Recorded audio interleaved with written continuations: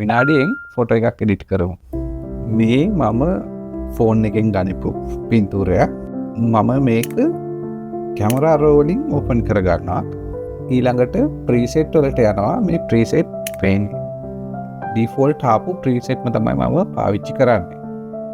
මුලින්ම ඇඩැප්ටිව් blur background කියන කොටසට ගිහිල්ලා ඒකේ තියෙන ඔප්ෂන් වලින් මගේ පින්තූරේ බෑග්ග්‍රවුන්ඩ් එක බ්ලර් කරගන්න මට ගැලපෙන විදිහේ ඔප්ෂන් එකක් මම තෝරගන්නවා.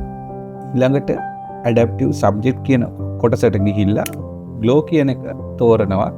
තෝරලා මේ උඩ තියෙන බාර් එකකින් මගේ හැමට ගැලපෙන මට්ටමට මම ඒක ඇඩ්ජස්ට් කරලා හදා ගන්නවා.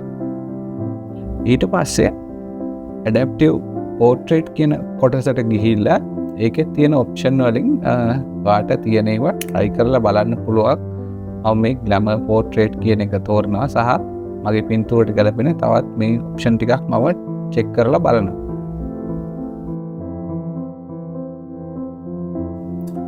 ඔන්න බලන්න before after එක.